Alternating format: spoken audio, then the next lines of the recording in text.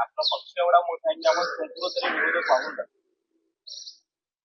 मग थुंका ना, तुम्ही थुंका. तुमच्यावर पण जनता तुम्ही पराभूत झाला तर लक्षात ठेवा, जनता तुमच्यावर थुंकली आणि त्या थुंकीतच तुमचा पराभव झाला आणि वाहून गेला. लोकसभेला, विधानसभेला तुम्ही पाप करून निवडून आलेला. रावसाहेब दानवे हे शेतकऱ्यांना शिव्या घालतात, अजून काही करतील, अजून काही करतील. तुमचा पक्ष मोठा नसून तुमचा पक्ष छोटाच आहे. तुम्ही भ्रष्टाचाराची रेषा मोठी केल्यामुळे तुम्हाला तो मोठी वाटते. आणि सगळी थुंकी जी होती भ्रष्टाचाराची थुंकलेली, मग अजित पवारजी असतील, अशोकराव चव्हाण असतील, प्रफुल्ल पटेल असतील, हसन मुश्रीफ असतील, एकनाथ शिंदे असतील, ज्यांच्यावरती भ्रष्टाचाराचे आरोप स्वतः नरेंद्र मोदींनी केले होते, मग थुंकलेलं चाटताय कशाला?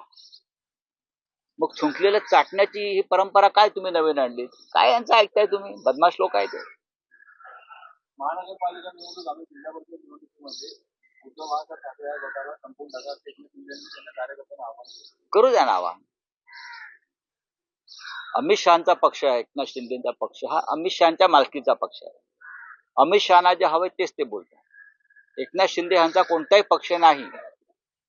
अमित शहाने शिवसेनेतला एक गट फोडला आणि जो गट शिंदे यांच्या ताब्यात दिला तो अमित शहाचा पक्ष आहे. अमित शहाने त्यांना सध्या चालवायला दिले. अमित शहा दुसरी काय भूमिका घेणार?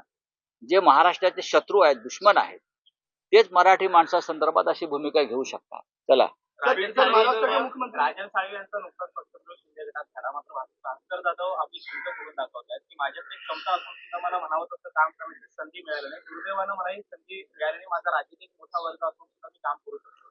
त्यांच्याशी आमची कालही चर्चा झाली. आज आम्ही एकत्र भेटतो आहोत, सगळेच शिवसेना नेते, आणि आम्ही काही कोणाची खंत असेल त्याच्यावर आम्ही चर्चा करू. महाराष्ट्र के मुख्यमंत्री देखिए, महाकुंभ में सबको जाना है. ये एक बहुत पवित्र पर्व है. 26 तारीख तक कुंभ है, चलेगा. लाखों लोग आए हैं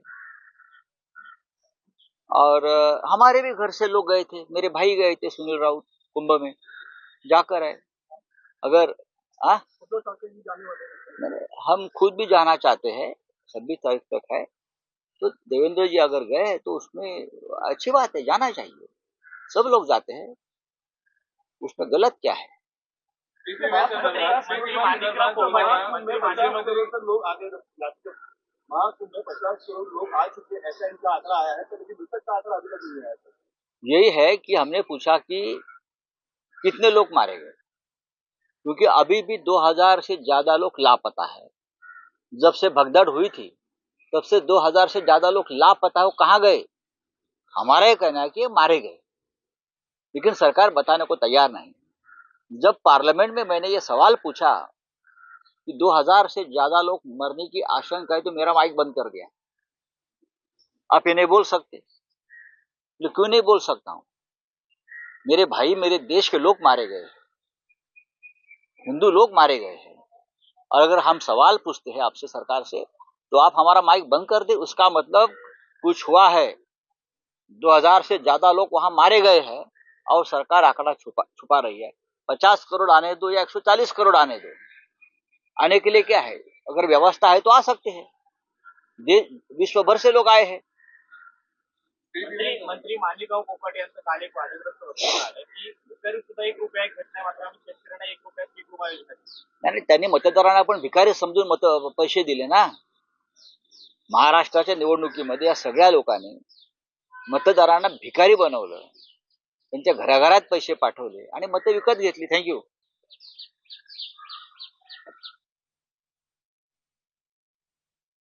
मुंबईमधून संजय राऊत बोलत होते आणि यावेळी त्यांनी सुरेश धसांवरती आरोप केलाय. सुरेश धस, धनंजय मुंडे आणि कराड हे एकच असल्याचं संजय राऊत म्हणाले.